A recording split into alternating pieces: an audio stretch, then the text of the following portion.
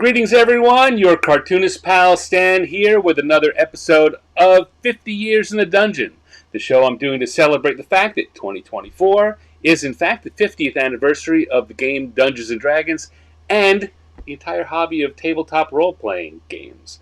And both of those things have been very important to me over the last 50 years. So I decided to invite a bunch of different friends and colleagues on to have conversations about this, our history with the game, and to entertain you all, teach you, get some stories out there. Hello, Casey Butt. Thank you for joining us. Good to see you. Yes, blah blah blah. Get back on track. So yeah. While I'm doing that, I also, you may know, work on a cartoon homage to a classic piece of Dungeons and Dragons art while we're having a conversation. It's kind of like a little magic trick. Also, it's the one thing I can do that's different than most other interview show hosts. So, yay me.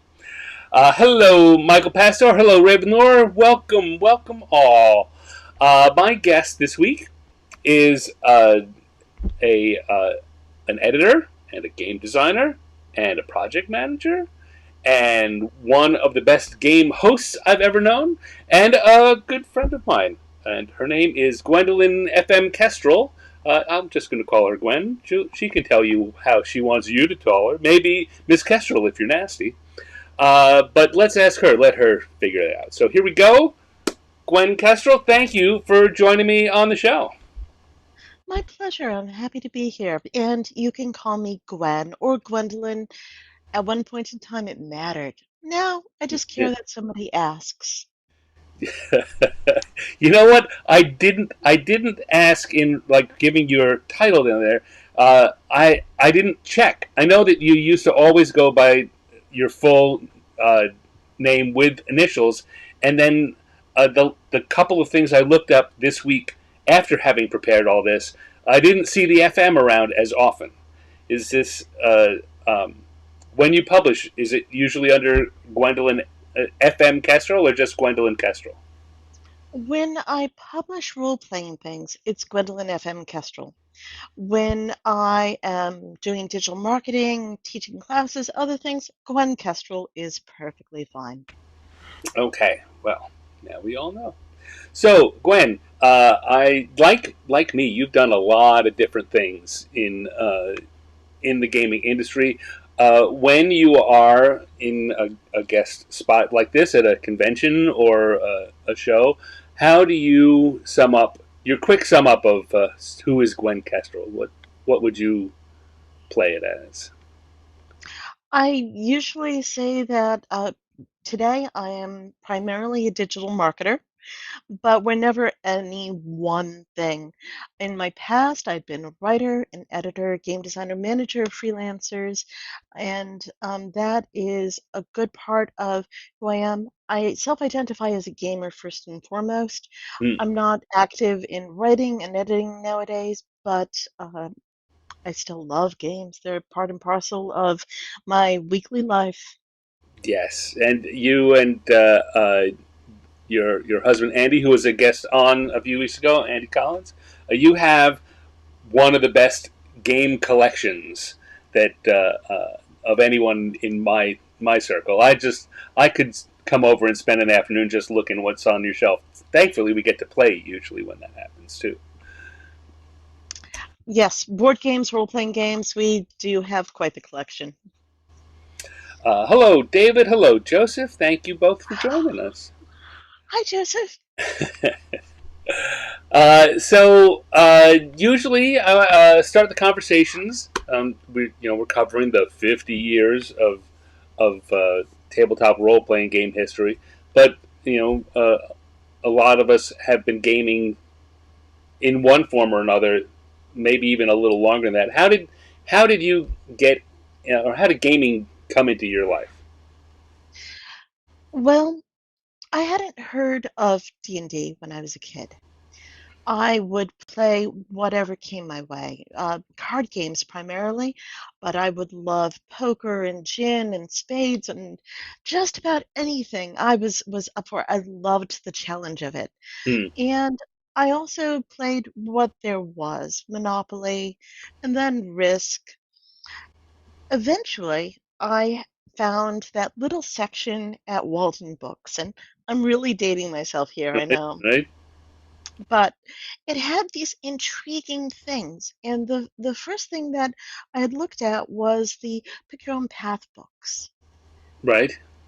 And I was intrigued by it, but of course, sometimes there's that, well, that's dumb. I mean, Yeah, there aren't just two options. I want to do this other thing that the text hinted at.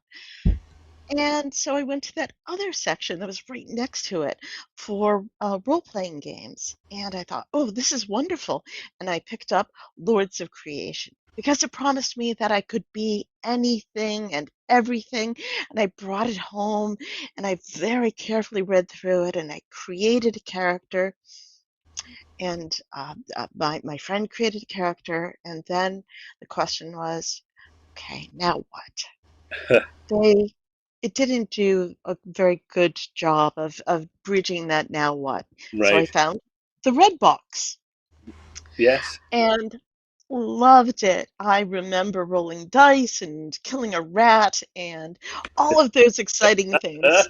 And my life was not the same after that. But by that point in time, I was about 18 years old. So I had a misspent youth, deprived of the joys of real board gaming and real RPGs.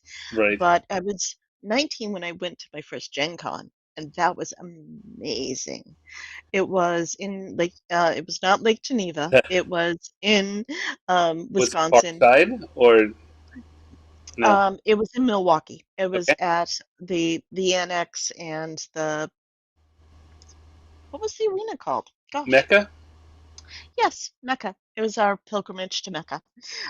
Incredible.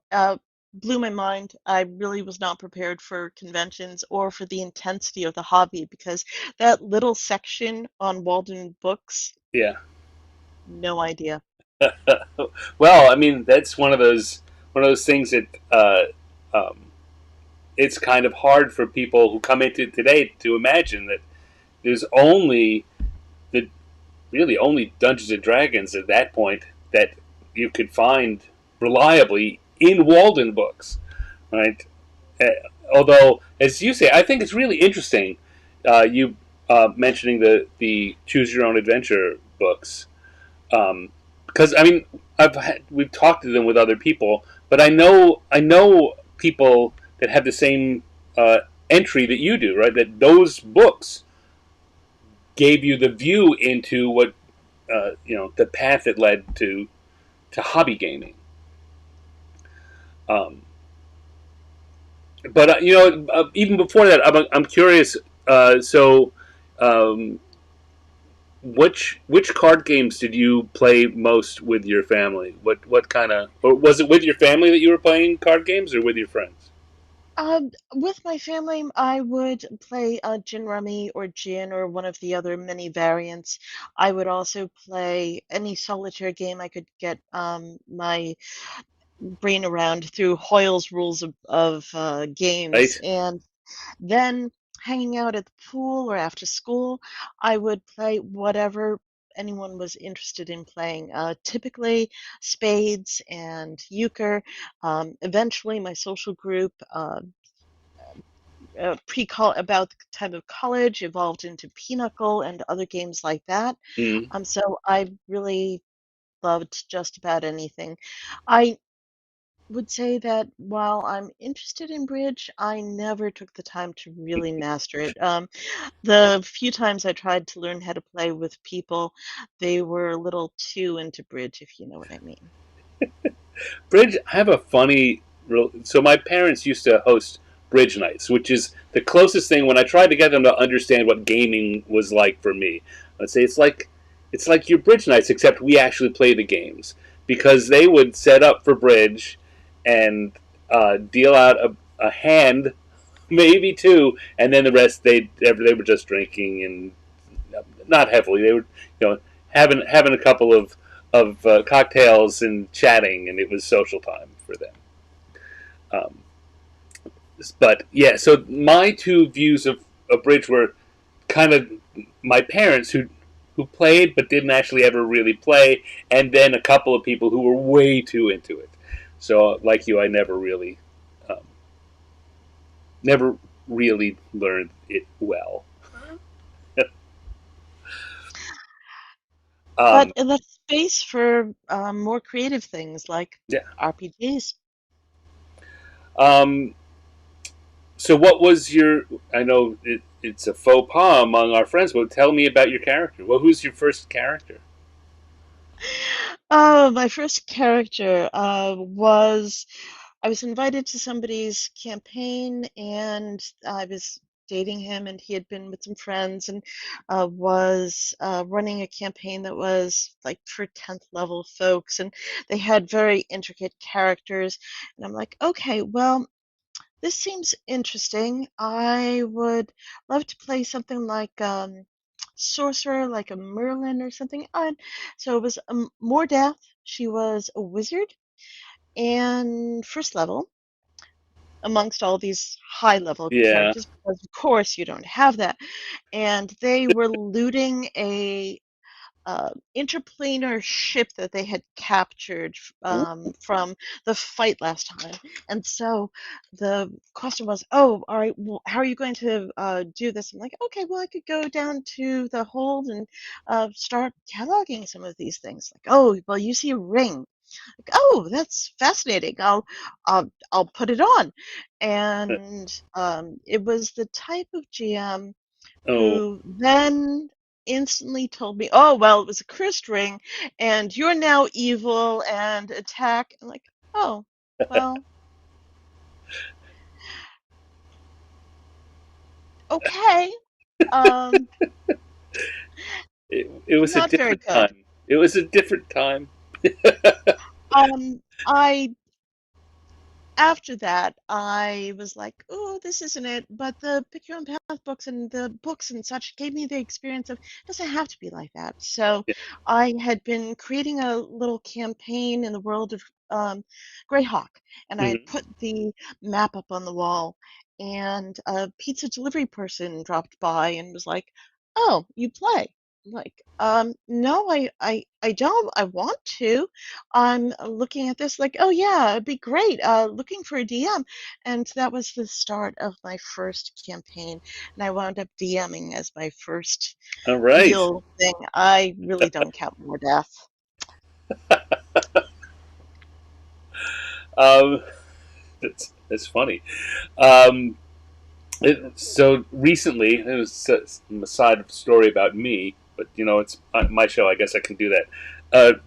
Recently, when I was at a cafe, the woman who was taking my order had a Reaper Miniatures shirt on, and so I said, "Oh, you do minis paintings?" And she said, "What?" I said, "Well, I mean, your shirt. Is that do you do minis? What kind of minis do you like to paint?" She's like, "Oh no, is that what this is? I don't know.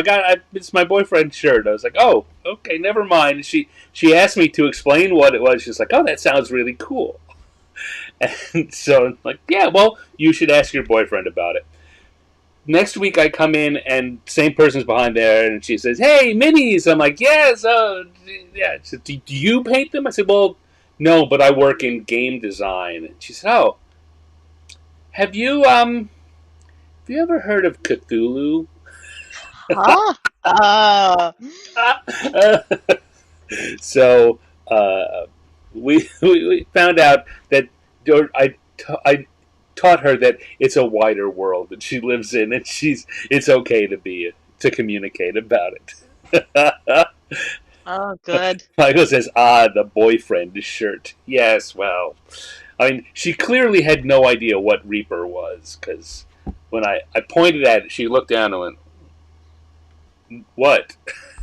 It's Reaper. All right, so before we continue, I'm going to grab my iPad here because I do all of this on my iPad Pro using an Apple Pencil and the app Procreate. This is not sponsored by them. I say that because people often ask me what I use, and I want people to know. But I'm going to start drawing. My drawing this week is the cover drawing from issue 395. I believe it's 395 of Dragon, which was an online only issue. This was the drawing for the feature article about Vecna, who is usually much more of a desiccated, one-eyed uh, uh, demigod, but here this is Vecna in his live stage, or so I'm given to understand, and probably fighting Orcus. But the article didn't say. Anyway, so that's what I'm going to be drawing. What part of the country did you grow up in, Gwen? Massachusetts, Worcester, Massachusetts. Massachusetts, just about in the center of the state. Did not like. People there were not as friendly as other places I've lived since, and I've lived a lot of other places since. Not as exotic as yours, but Yeah, I've had a interesting life. Um, so when was it that you went to that first the first Gen Con? Sorry, I'm my first Gen Con was probably, I think it was when I was 19, so we're talking about the late 80s. um, and so you'd been gaming. What? Less than a year, really. So what was it that motivated you to go to Milwaukee for Gen Con if you were just getting into it? What? How did that happen? I think that I honestly don't remember the full details. I think it was because of an insert into one of the box sets I'd gotten, or maybe it was from the magazines that would come, or something else that excited me about Gen Con, because, of course, as soon as I started playing D&D, I started to pick up copies of Dragon Magazine and Right. Dungeon Magazine and anything I could get my hands on. So I must have seen some reference through there, and it was pretty amazing. It was something where showed up, tried several hotels to finally get a hotel room, and then the sheer scale of it blew my mind. The fact that I couldn't get into almost anything and had to stand in line for hours and hours to get tickets was um, not the least bit daunting. I don't have that I, type of patience nowadays. I remember just remembering those days with Gen Con with having to stand in the line and they had the peg of tickets Mhm. in the back, so you'd get the Gen Con program and look through it and try and find something that was you wanted and have two or three backups because so often they were sold out. You'd get up to the front and someone like Skip Williams, although you didn't know it at the time, someone like that was behind there because it was all run by the people working at TSR. And just say, what do you want? Out of those, what's your next one? Yep. But still very interesting. And that also is what really led me into my professional life, which I know you're going to ask about later, but I got Whoa, into it that's a because I good wanted to segue. run a small convention in my area. So I got together with some friends and we put on a convention at the one of the local colleges, and that was the first semi-pro thing I ever did. So, wow, there's a bunch of questions in there, but what is it was the Gen Con experience that made you consider doing that? Yes. I'd gone with a group of friends and my husband at the time, um, not Andy, but Right, precursor. right. One of my rough drafts, I say. Yeah. Really nice guys, but not life mates in the long run. And we were really inspired by it and thought, oh, we can do this. We it's something that requires some scheduling and requires some logistics, but it would be so fun to put on something like this and meet more gamers in the area and do a little bit more. So started running a convention. Wow. You know what? It hadn't even occurred to me. So I mentioned in my introduction that you put on some great game days. I mean, you had a history of a weekend long house con that you and Andy ran for a number of years, but you also host lots of fun gaming events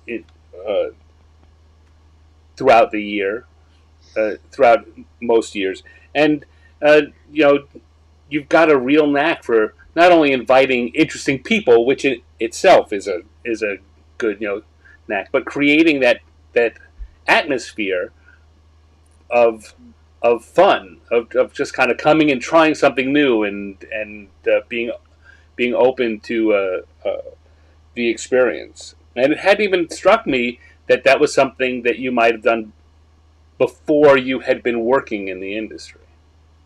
Yeah, so late 80s was when I attended the first Gen Con. It took us a couple of years to get everything together, but I see that there was a question in the chat about where did you host it.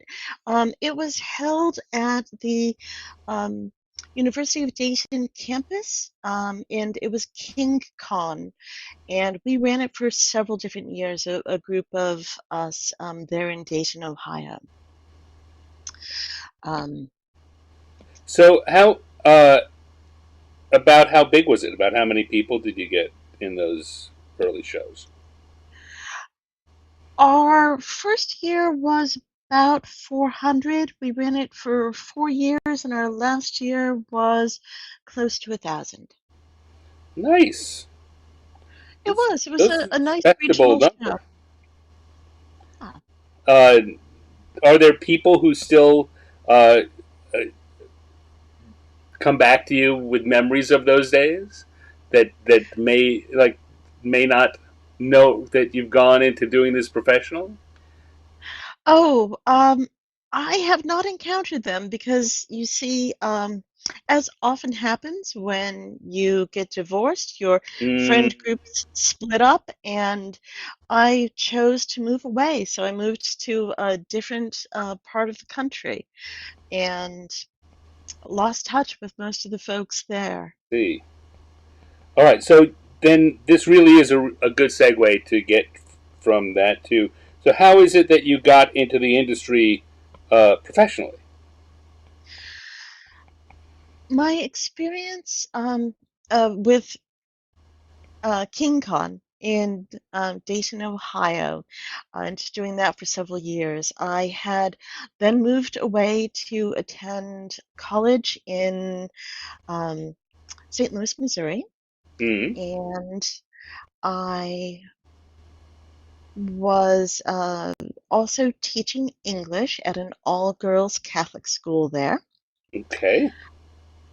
Their normal English teacher doing AP classes was substituting in for their principal, who had retired, and they were doing a principal search that year, so I took over the classes. It was a great experience, and it also convinced me that I did not want to teach high school as a career choice. You know what? It's best to get that information that way rather than a lot of people have to go Mhm. through a lot of years of education and study before they realize, oh, I guess I don't want to do this thing. Uh, but when I was living in St. Louis, one of the folks that I had made friends with was Rob Nichols, and who is a also a gaming professional. He had a job offer at Mayfair Games to work on their RPGs and had encouraged me to apply for an opening there for their outreach and promotion specialist. And it was somebody who was going to be managing the company's presence at conventions and helping to organize a number of things like that. Really, that was my first experience with a little bit of marketing, although they had a very competent and active marketing person in Faith Price. Mm. But it moved me there, and I learned a little bit more about outreach and promotions. I moved there in summer of '96, and by Christmas that year, they condensed down to a staff of two. Mm. It Wow, that, happens. yeah, that happens. It keeps happening. It's a very familiar story in the game industry.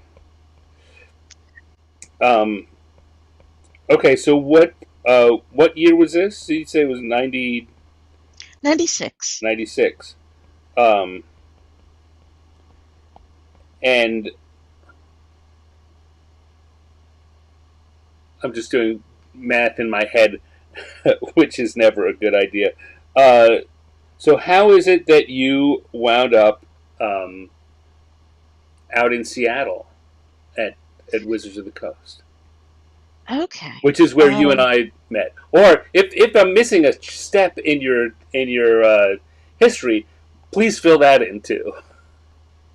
Sure, we have another half hour to an hour. So, Dayton, Ohio, running King Con, moving to divorcing, moving to St. Louis, Missouri, meeting more people, getting more actively involved in things. I was involved in the Camarilla there and really enjoyed vampire LARPs, Mm, as well as playing board games and card games and attending lots of conventions.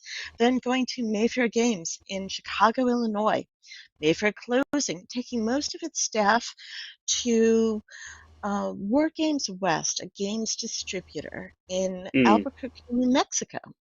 My friends were moving, several of my friends I knew were moving there, and I decided to move along with them and wound up working for Mayfair. No, I'm sorry, wound up working for War Games West there afterwards. From there, the guy that I started dating had taken a job with Yaquinto, moving to Arlington, Texas. I moved with him, um, and great guy, but not like my ultimate life mate.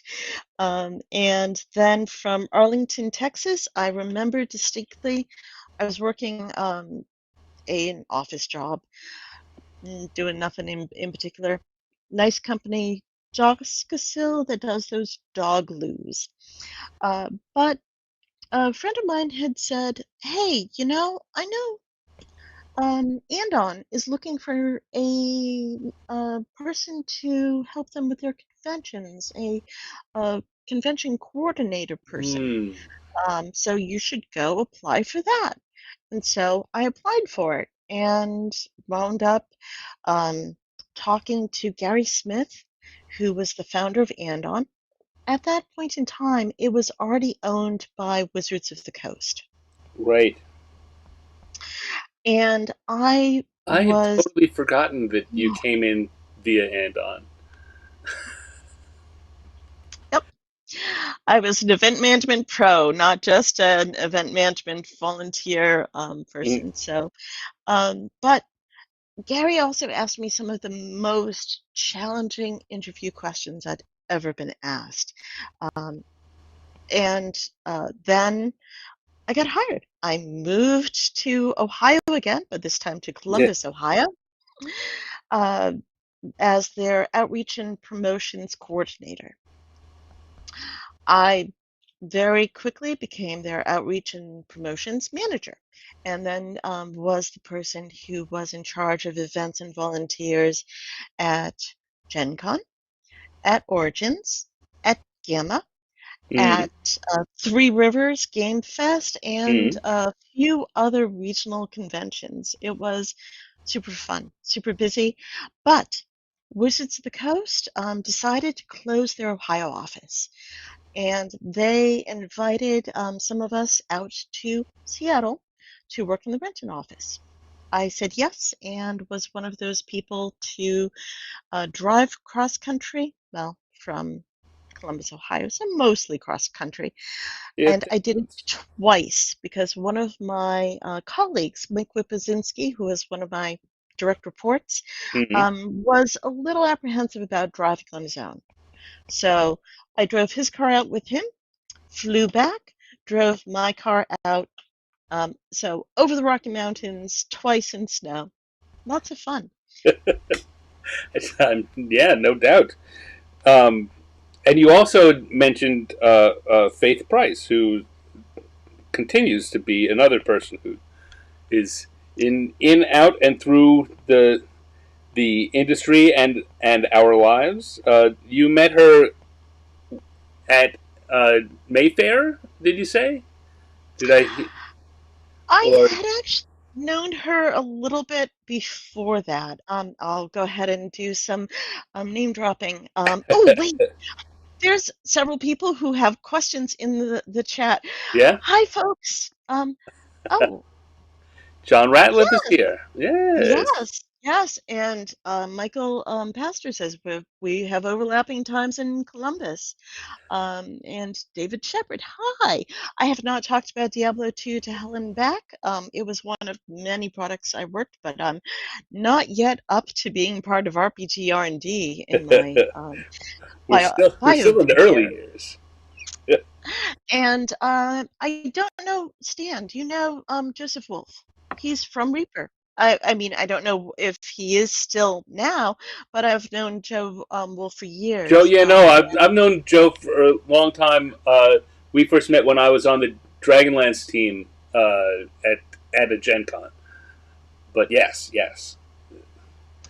And hello to you, Raven Lauren, Casey Budd, and David Schwartz. Hi. Cool. And See, Chris. you bring all Hi, you nice bring to all meet the you cool too. people to the chat, Gwen. Yeah, I'm sure they're here on a customary basis. I just very last minute posted out. Oh, that is looking gorgeous. Oh, thank you. Do you want to take a pause and talk about your art? Uh, no, I'm willing to, but not particularly. I think that this is the sideshow. You're the main show. Um, but yeah, it's fun. I think I enjoy doing it, and the skill I think that makes this work is I do this quickly, and so Yes. it comes together. I very rarely, the people who've been watching know, I very rarely get even close. Oh, little Tesla the cat. Yeah, so uh, here at about half an hour, we're getting close. I'm going to get into some more. Uh, what I'm going to do now is drop the opacity on this back a bit and add a new layer, and then do some more refined sketching from that very loose stuff uh, to figure out what my final lines are going to be. And usually I finish it offline uh, and post it the next week. Two, if you want to see the here, I'm going to use this for a plug time. If you want to see these as soon as they're done, you want to be the first person to see it. You want to sign up for our free newsletter at 50yearsinthedungeon.substack.com. Of course, there are paid versions, and I'll try and tempt you with that. But the main thing is the free version, where you'll get who's coming on as guests every week. You'll be the first people to see the finished artwork, and you'll have some little bit of discount on merch related to the show. So, Gwen, let's go back to you for a sec. Okay. Well, when we last left this intrepid epic, I had just moved out to um, Renton, Washington from Columbus, Ohio, Mm, as the events manager for Gen Con and Origins. They decided to cut the regional shows when they made the transition out here. And it was wonderful. I loved running events, but I also could very much feel myself age. It felt like a year for every day of the convention. I am at heart, I did not realize this then, but I am at heart an introvert. I mm, love talking one on one with people I know. I enjoy small groups of games and gamers when we're together with a purpose, whether it's to talk about history and take a look at art being drawn like this, or playing a game. It provides structure for me as an introvert that I really appreciate. mm-hmm. Um, but actually, all the prep work for the convention, super easy. Each day of the show, and they were 12-hour days, Yeah. felt like an incredibly draining experience, but I still loved gaming. So when an editor role opened up in RPG R&D, my friend Mike Selinker had encouraged me to apply for it because I'd been interested in it, and he gave me some excellent advice that I quote and requote to folks that I'm mentoring or teaching or just friends with, which is don't turn down a job you haven't been offered. I've been hemming and hawing about whether or not I should apply. And it's like, don't turn Right. down a job you haven't been offered. So I applied. I took their editing test, which was 30 or 40 pages. It was one of those enormous epics that at the time that Chris Mohan would use to uh, Kim Mohan, Chris, Kim Mohan would use to test Mm. prospective editors, and it was quite the test. And then I was hired in and joined RPG R&D that year. Um, I didn't ask when we were talking And that takes us. about going to college. What did you study at college?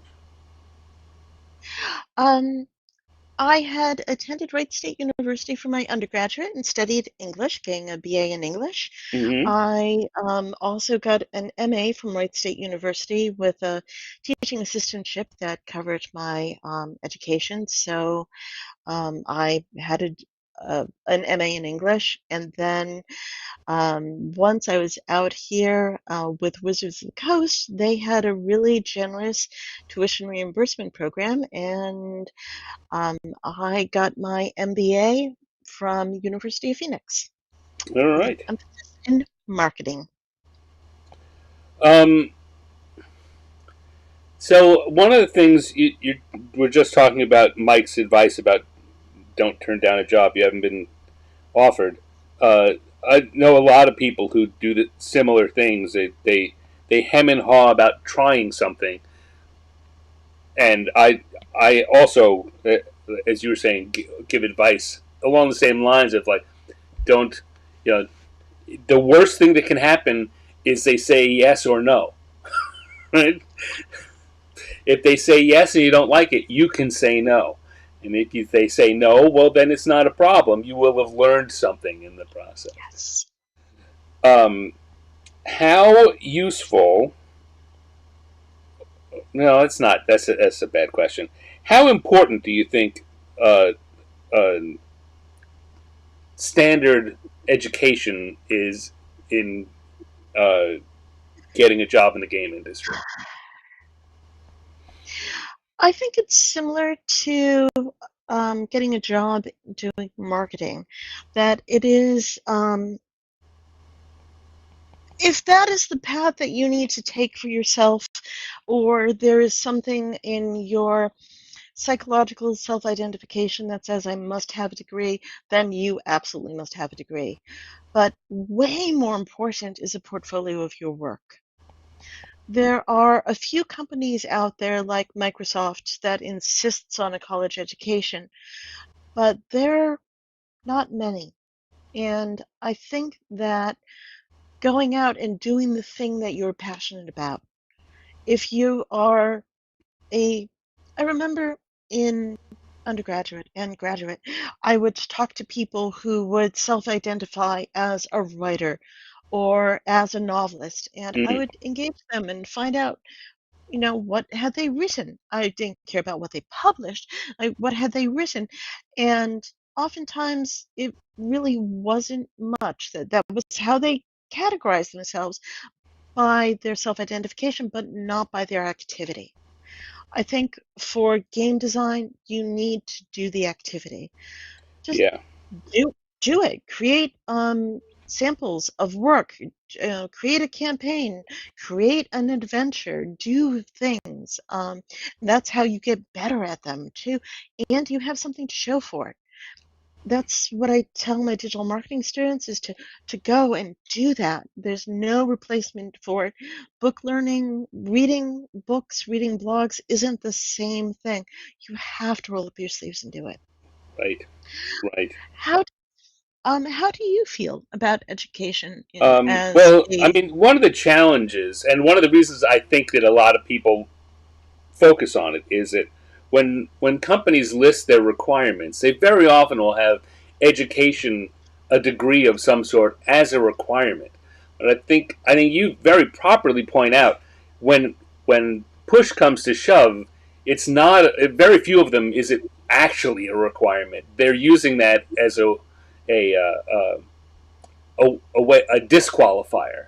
And what you need to do, again, just like you said, is if you don't have that thing, if you have a portfolio of work, if you have a bunch of stuff you can show that you have done it, then that is a leg up over anyone that's got the sheepskin.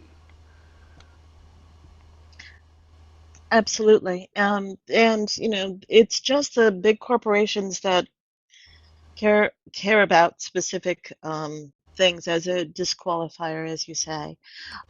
But I think yeah, this these days there's a problem in the world of job hunting these days, in that so much of the first round is being done either by algorithms or by people who just aren't, um, they're low level people in the HR department, not the people involved.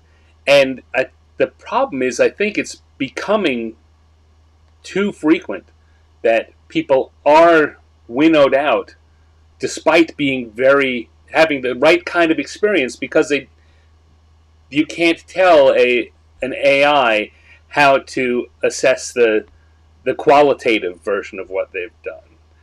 All they can do is look for check marks. Yep. Um, so I fear that we're in a world where it's suddenly, for stupid reasons, becoming important to get over the first hurdle, but not land the job. I agree. It's a weird situation out there in job hunting with all of the algorithms doing such vigorous keyword searches and trying to assess who you are based on whether or not you've said that exact phrase. Because our Right. algorithms are getting smarter, but they're not perfect by any means. Uh, um, all right. So you followed the advice and you took the test. What did you think of the editing test? What, as you said, it was a big document. Um, I think you probably, I'm sure at this point, you have learned that as much as anything, those kind of things are meant to test how you will react and what your instincts are, rather than whether you have things. You can solve the problem. It's how did you approach the problem, and what were you paying attention to? yeah, as Joseph says, it was brutal. It was a very the original document was taken in its raw form and then numerous errors introduced. It had a introduction and a prologue, and a long diatribe about how this particular book includes mentions of slavery among the Drow, and it added on for paragraph after paragraph, talking about how this is in no way condones slavery, etc. And it was a lot of preamble that could have been handled in maybe one sentence. And an introduction plus a prologue plus all of this nattering on. It was such a long time before you ever got into the meat of the book. And that was, I think, one of the central parts of the test was, can you see what this needs to have added, and what can you see what this needs to have taken away? Because I've since hired a number of editors, and frequently they'll try to just show off the proper use of a semicolon without Right. ever really acknowledging this paragraph that you're editing. Does it even belong in the book at all? Yeah. Um, how much? How much? I'm trying to find a way to ask this question that is going to get a sensible answer, uh, and not because I question you. It's because I want to give you good material to work with. How they gave you this big document? How much time did you get to spend with it? A long weekend. Yeah. And I spent a lot of time with it that weekend. And I distinctly remember using a purple pen, because it was paper based. They handed me a document, and I had to mark it up and then hand it back. And it was a lot of work. I think I spent about 8 hours on it, maybe 10, which is honestly more than I have the time and patience to spend on applications nowadays. Right. I also don't, aside from the test of endurance, working on that long a manuscript doesn't really tell you much. Right. Right. Again, and the point being to they wanted to see what you were what your thought process was like. I mean, this is the kind of things that we can now look at and understand, but when you're going through it, you, you're just trying to get as much. You want to solve the problem. You don't understand that you're not supposed to. Yes, and of course, you just wind up spending more time than you really want, but it worked. I got hired, and I really learned a lot from Kim Mohan, and that was an incredibly Yeah. valuable experience. He was such an insightful editor and a great person too. Yeah, I still miss Kim all the damn time. Yeah. Um, okay, so you came on, and what did you start working on when you joined the team? What were you working on, and what was it like? I honestly don't remember my very first publication. Let me go back and take a quick look here and see if I can find my list of things. Ah, okay. So, my first work for, okay, it was doing I forgot I had a game publication um, before I started with Wizards of the Coast. I Yeah, had edited the Xenophile Strategy Guide and Pinup Book. the Xenophile card game with Phil Folio. Yep. Aha. So I had done that previous to it, but my first uh, task was editing Spine of the World, a Dungeons and Dragons role-playing module which was included in R.A. Salvatore's Spine of the World paperback, which saw publication in 2000. So I mean, not needing to focus on that, though you can if you want. What So you didn't come in from having been an editor anywhere else. What was your um, reaction or your experience joining the team? Folks were pretty welcoming. It was nice. There were creative people. Folks would go out to lunch on a regular basis. I really enjoyed the atmosphere at Wizards. It was nice when I was in the events team, but shifting over to RPG R&D, it was super creative, and I really enjoyed that. I had a number of other editors that I could rely on. John Ratliff, who is on the chat. Hi, John. Yep. Dale Um, Donovan also in the chat. Yeah. Oh, Dale Donovan too. Oh, awesome. And Jason Carl, and a number of other fine folks. Um, Miranda Horner.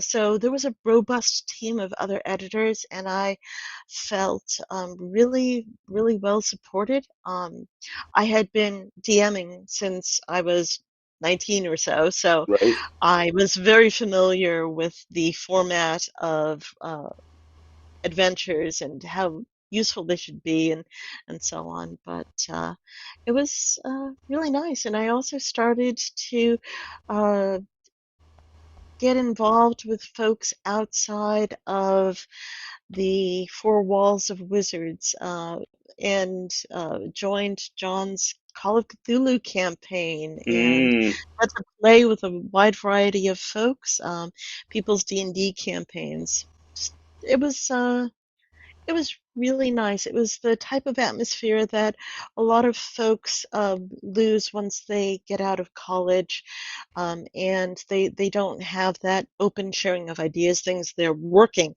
Um, Wizards was very, very flex and a great place to be. right. I agree. It's you know Wizards. Most of the game companies that I've been lucky enough to work in house on have had that kind of collegiate. I think, based on what you said, is a very good adjective, and it feels like a campus. It is similar to the kind of relationships you build there are similar to the kind of relationships you build at college. It was also very non-judgy. Mm, So, if you were one of those folks who was playing StarCraft in the computer lab, great. If you were one of the people with like Ted Stark, who was got some fencing lessons going in the dojo at right. work, great. You could have all sorts of different passions, and it was very accepting. So someone did ask a, a product question earlier. I'm trying to scroll back and see what that was. Um, Ooh, let me answer while you're looking for that. Let me answer, Casey. But we had Bruce Campbell in a LARP, which was great, great fun. But I have one moment from being the events and volunteer organizer at Gen Con that I need to share. I don't think I've shared it publicly outside of friends and family, but we had a number of great guests that were gone from media, and those were handled in, and on by Colette, who was our one person taking care of media and PR. But one of them was John Reese Davies, and he met me and thanked me for all of the volunteers who were helping to pave his way. He kissed my hand and he aw. quoted um, erotic poetry to me.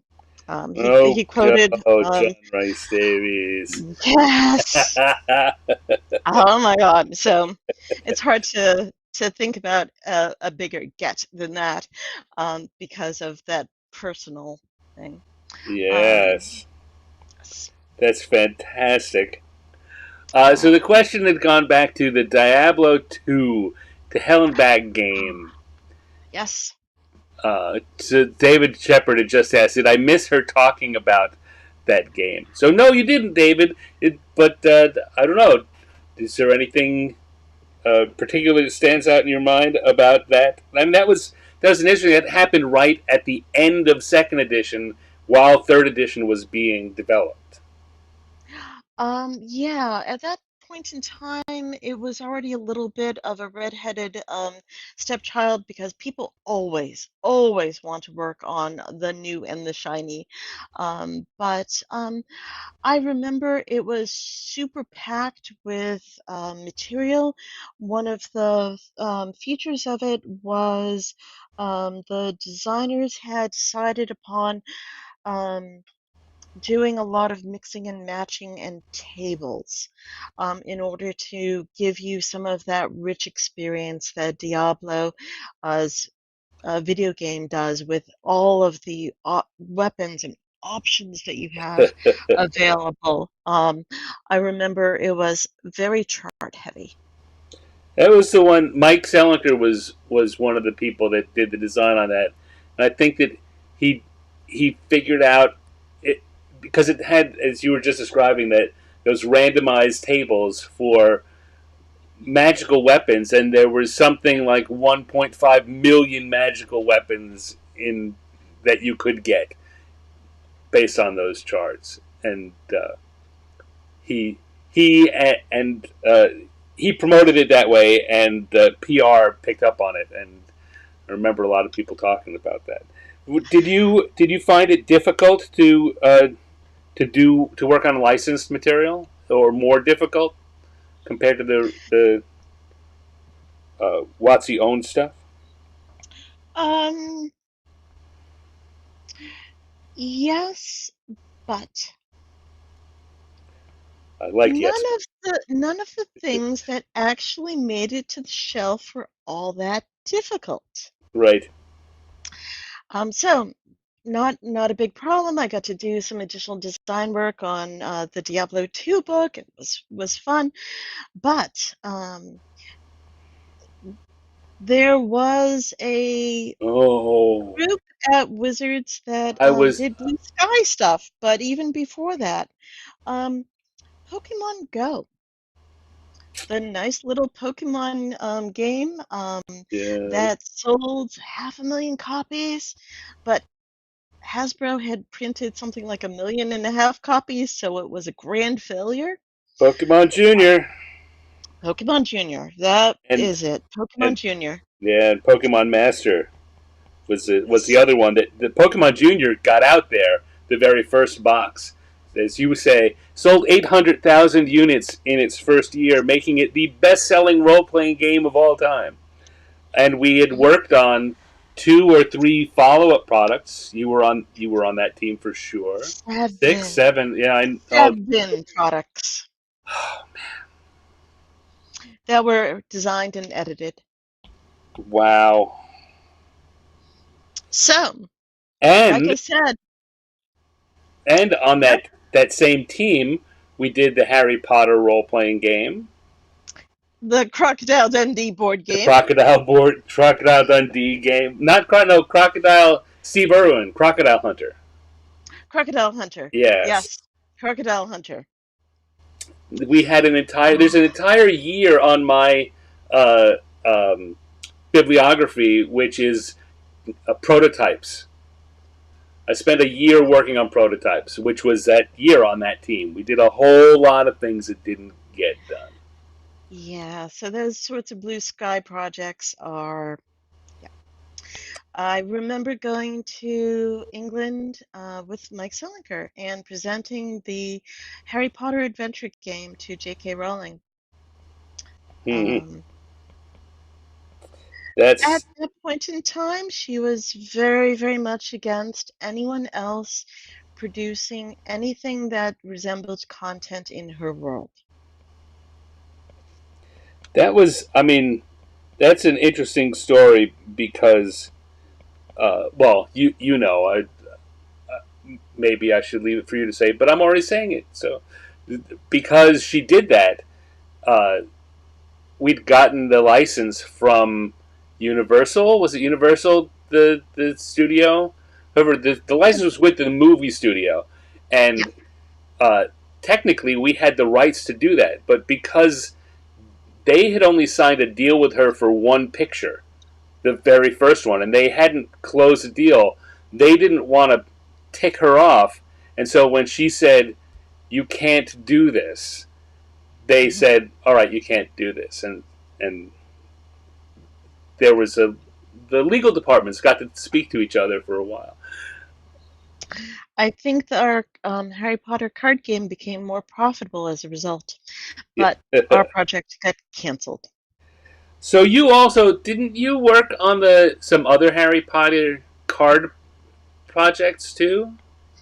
I did. I am the designer for the Harry Potter lenticular cards Mm, that appear that went with the chocolate frogs from Cap Candy. mm. So I got to write art descriptions and provide flavor text for them, and they're one of the weirdest and most fun projects that I which might answer Chris's question about which project I'm most proud of during my career. At least that one was weird and wonderful. But I may need to. Oh, yeah. Which one am I most proud of? I would say that it is the Dragonborn from Races of the Dragon. Mm.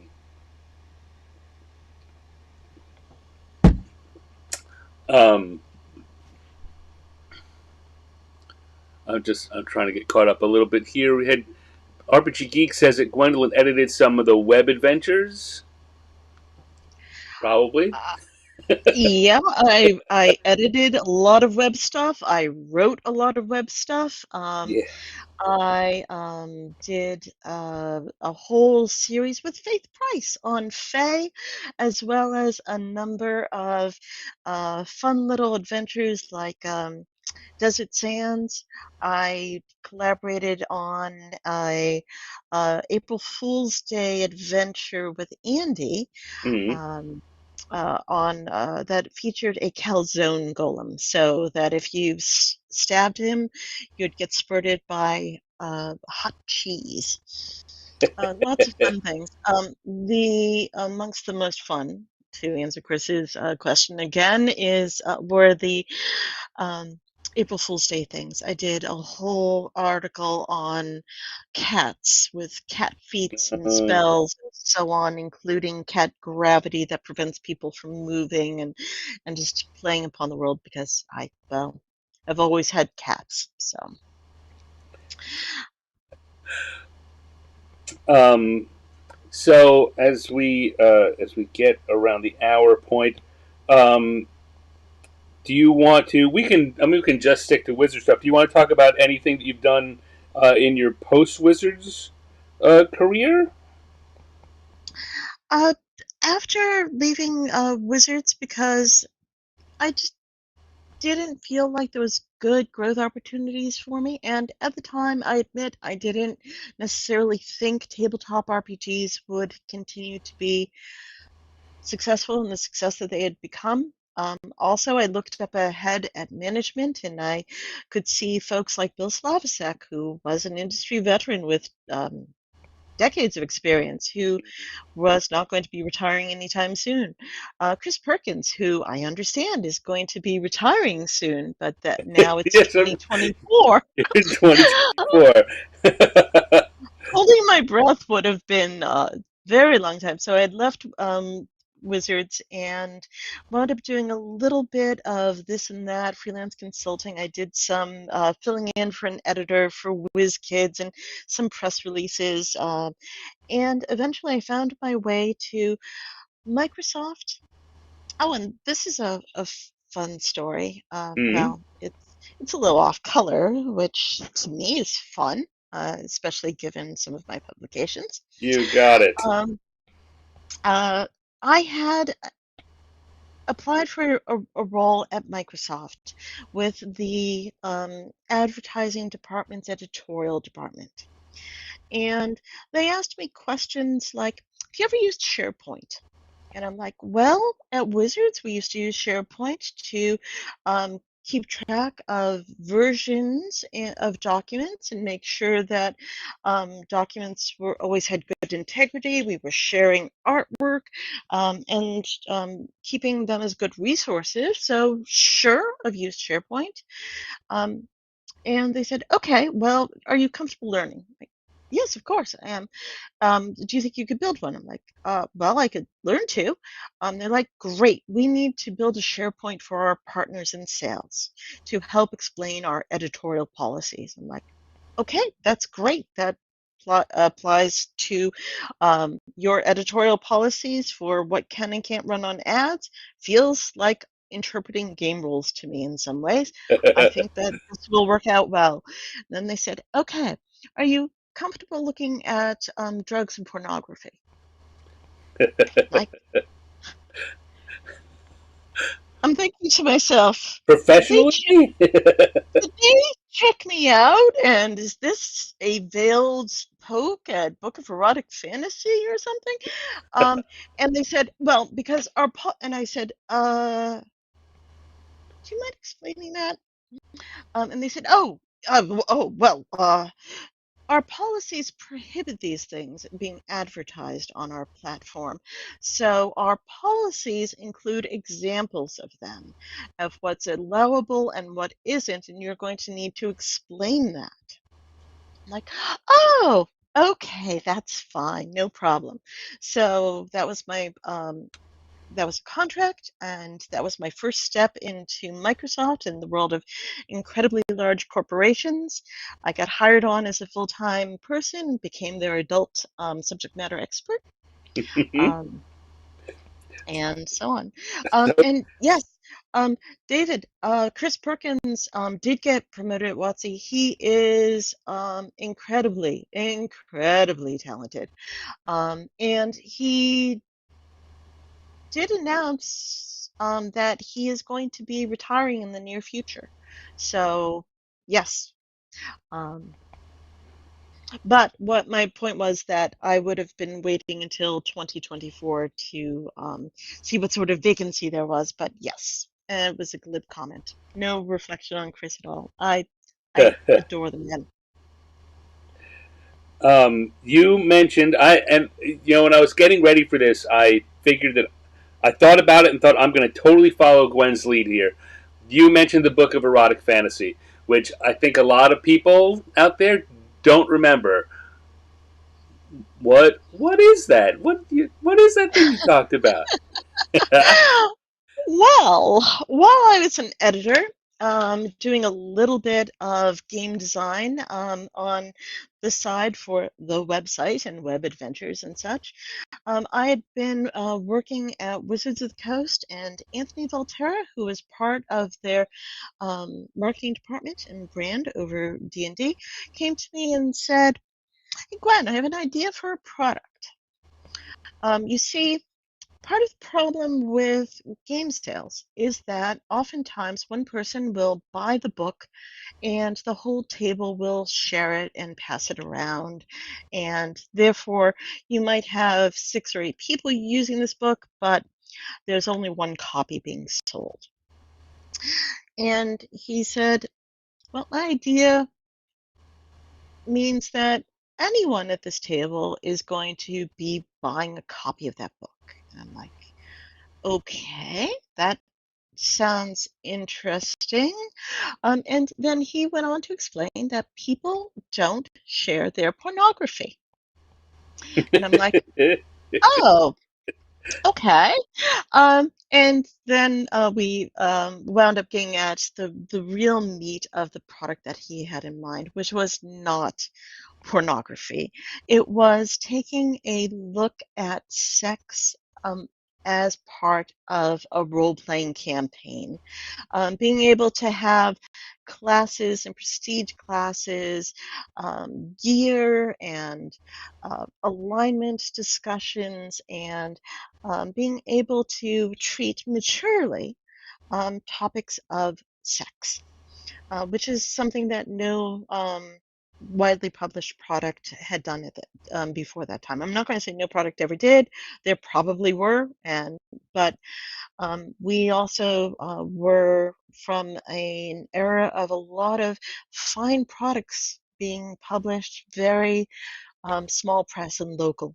So I wasn't aware of any, and I thought that it was a great idea. And he said, "Well, I'd love to have you as one of the designers because I want to have some diverse viewpoints. And you do game design, and you are female, and that is not a common combination." And I said, "Okay, fair enough. That's true." And he said, "Your co-creator will be um, Eric Cagle, who at the time went under was not comfortable revealing his identity and took the pseudonym Duncan Scott, but who has since said, yes, yes, I'm the person who co-wrote with Gwen."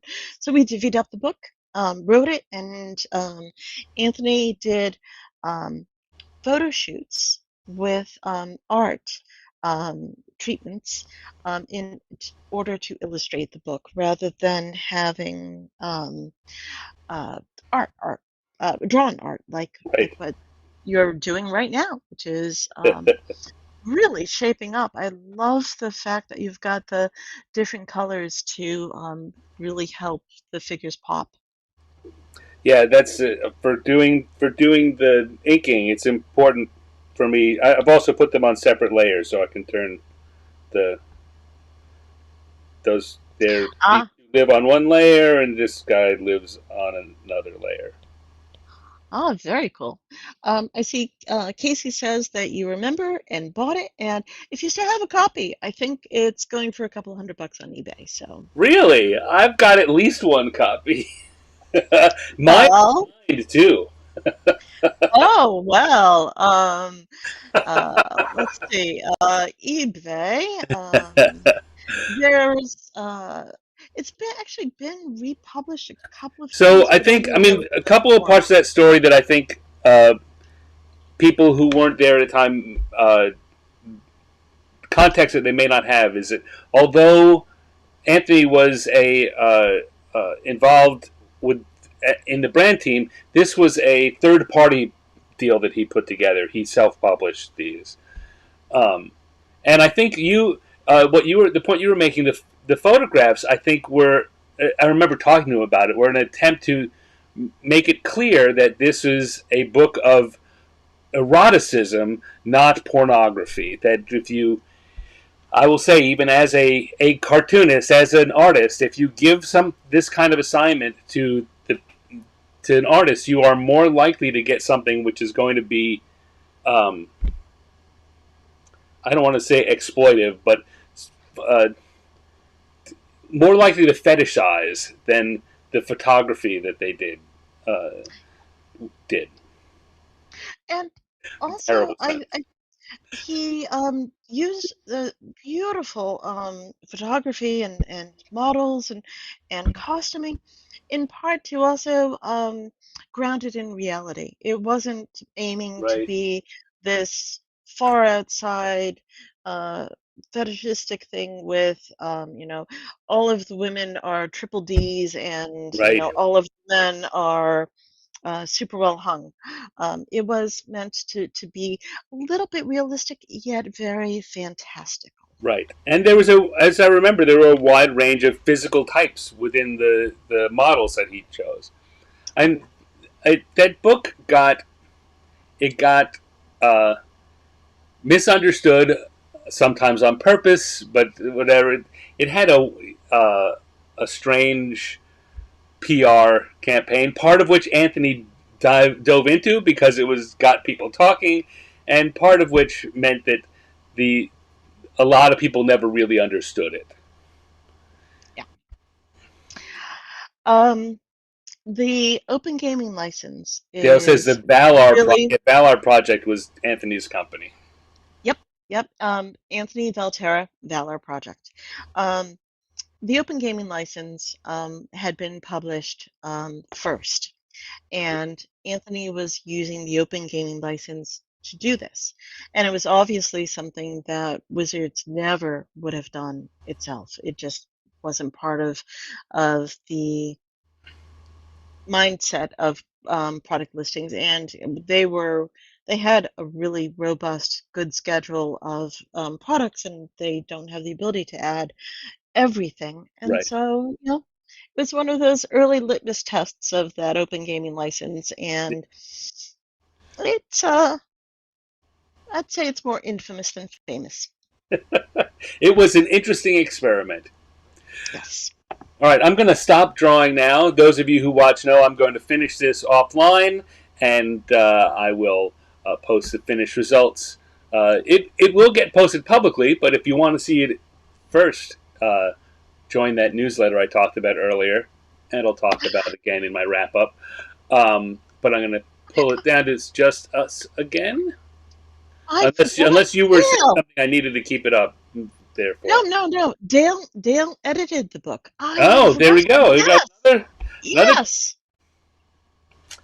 Yeah, it was. You know what? Let's say I still have my copy. I think I even still have a copy of that preview booklet they did. Um, Yes. it was. It was. I'm not sure that noble experiment. I'm not sure how good the word noble goes with this, but it was a strong conceptual experiment, and I think that the material was successful. The project, from a sales perspective, well, they didn't do a book of erotic fantasy too. Let's just say that. Oh, but I think that was more because of everything else. I got paid. I was offered either just doing a flat rate with royalties for the first X number of things. And I'm like, well, okay, if they sell, this many copies, then I'll be making about as much as I would have if I were doing this many words for Wizards of the Coast. Right. They sold more copies than they had planned. I was happy, but my there was a earnings cap that I had, and I hit it. I didn't expect to. Right. They were happy with the number of products they Oh, sold, well, good, good. but I also am sure Anthony had a lot of pressure from. I mean, he was still the brand manager, one Right. of the brand managers for D&D. I suspect he was told in no uncertain terms not to do that again. I think that's really why there's no Book of Erotic Fantasy 2. Well, but it wasn't too long before he was out of the company, so I don't. I believe you. You have much more insight than I do on all of that. My thought had always been that if it that I'm sure he didn't lose money on it, but my thought had been that it was not as big as he thought, which meant that you don't do a follow up.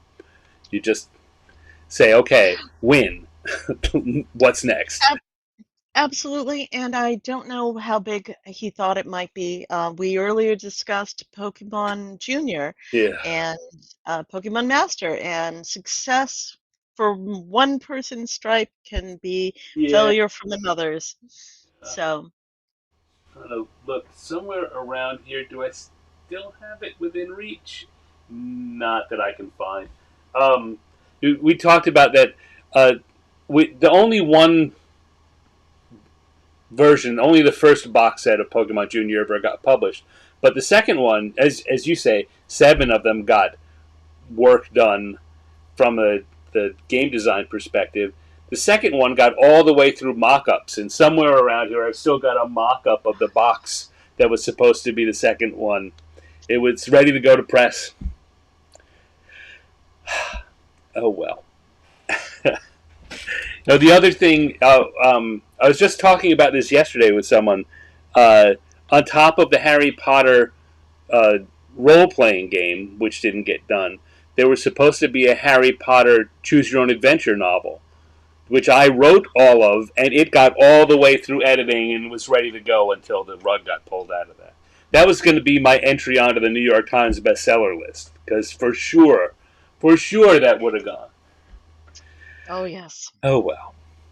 All right, so lo and behold, we've been talking over an hour here. I want to be respectful of your time and the audience's time, and so we'll close this. But clearly, we have a lot more we could talk about, and I hope that I can have you back on again sometime, and we'll talk about some other stories. Um, but before that, the focus on this show, or the reason I started this show is it's the 50th anniversary, and we've just talked about a big long swath of things and how uh, um, games have changed and things like the Book of Erotic Fantasy. The whole milieu has changed to the point where we're here today at 50 years, looking forward. What what do you think? And as someone who plays as many games as you do and seen D&D not just in the uh, role playing sector, but the number of really good board games and video games have come out. What what do you think we're gonna be seeing as uh, D&D 2024 launches and we step into the next phase? Uh, I think it's going to continue to become highly accepted. I know that in the late 80s, when I started doing this, it was not a usual accepted part of the world. Some people might do this, but they wouldn't necessarily talk about it and weren't necessarily self-identifying as gamers and role players. I remember early days being telling people, "Yeah, and I love role-playing games." Oh, you do? Not that type. Not the type. Well, maybe I do, but not with you. Not what somebody's going to say. Let on me. So I think it's going to be more accepted. I'm looking forward to. I'm playing Baldur's Gate. I played Solasta. I'm a video gamer as well as a board gamer and tabletop person. And I am looking forward to more things that let me gather with my friends around the table and make it easy. And Yeah. I suspect that that is going to be um, the next revolution is just making it easier to do that because whether it's D&D or Call of Cthulhu, we've played Cthulhu before, Stan, along Yep. with a bunch of other things. What about you? What do you see as the next revolution? Oh well, I mean, I think that we're. I think that the ballooning of D&D in the last 10 years with the onset of live gaming and video recording of that, I think that's what has opened up the doorway to the people that never would have played before. The fact that it's always been true that the best way to learn D&D is to watch someone play or have someone teach you to play. And until YouTube, uh, you had to go to a store with strange people you didn't know or a convention, and it was you couldn't really you couldn't ever really learn the game unless you had a friend who could teach you. And now everyone you have your choice of live games you can watch and find the ones that suit you that have the characters and the players who you like and the kind of story that you like. And right now, that's still coming mostly to D&D. And I think D&D will continue, as it always has been, to be the leader. But I think one of the big growth areas is going to be games that are not D&D, um, that come out of the shadows. Because there are tons of them. There always have been tons of them. But they live in the shadows, and most people don't know about them. I think one or two of them are going to break through to get as much approaching the coverage that D&D does. Um, so, because D&D right now has the challenge that it walks this precipice of becoming genericized. People say they're playing D&D when they're playing any number of games, or people new to the hobby conflate D&D with tabletop role-playing, because TRPG is not nearly as fun to say as D&D. So I think we'll see a couple of other genres begin to catch public's imagination. Someone's going to do a live play of something that's not fantasy combat oriented, and it's going to catch fire the way Critical Role did. And that's going to be the next huge launch. Looking forward to it. All right, so I know I asked you beforehand if you had anything going on, and you mentioned Bold Cat Studios, which Yeah. I'm not putting up. It's boldcatstudio.com. What is boldcatstudio.com? We found it at the end of last year. My husband and myself, Andy Collins. His half of the business is doing game design and development. My half is doing digital marketing. Although, when it comes to editing something or doing something, it's perfectly fine. He has since become a full-time employee who visits the coast, so his remit in the company is much smaller, and therefore Bold Cat Studios is at this point in time mostly me, and I mostly do digital marketing, but a lot of different things. So feel free to reach out to me unless you're selling something. I've gotten far too many emails from random people who are going to revolutionize my life and get my website listed on Google, which thank you Yeah, very much, it already yeah. is. Um, but yeah, I teach, I mentor, I help a variety of clients from everything from somebody who wants to start their own Shopify store Mm. that they hope to grow to be as big as Evan Bird's, and to help them with project management skills, actually, to straight up doing website audits for people, to rewriting blog articles to make them a little bit warmer and more accessible to a broader audience. So, a little bit of everything. Come check it out or say hi. Bold Cat Studio, and you also had. Do you want me to put your LinkedIn info on here too, or yeah, if people want to check out what it is that Gwen is doing? Got Bold Cat Studio, or you can find her on LinkedIn at linkedin.com/Gwendolyn. Oh, I left the N out of there. Gwendolyn Kestrel. There should be a N after the Y.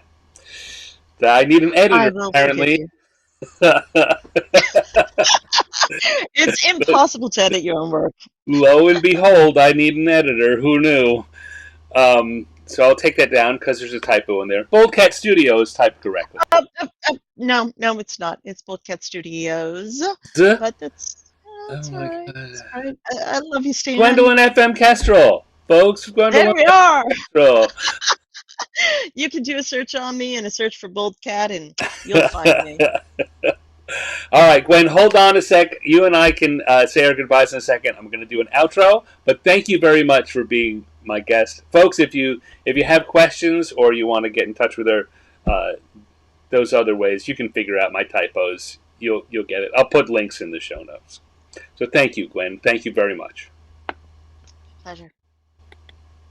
All right, well, there we go. Another episode of 50 Years in the Dungeon. Thank you to Gwen Kestrel for coming on. I had a really good time chatting with her, and hour and a half flew by.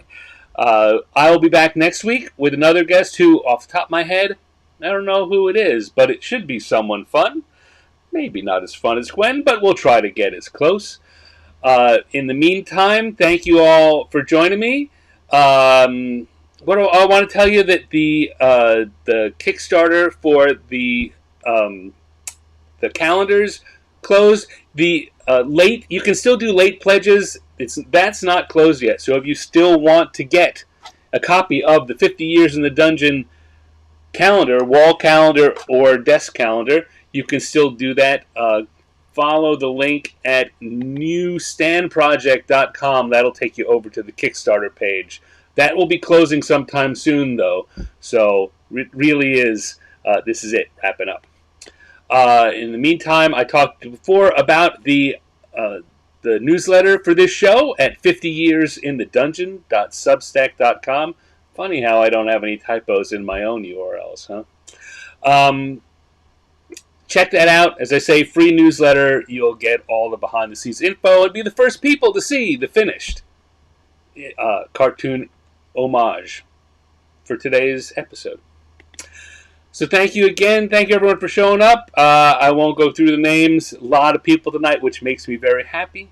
And I will be back tomorrow night with an episode of Random Encounters, a show where I do improv cartooning based on random encounter tables. Same time, same channel.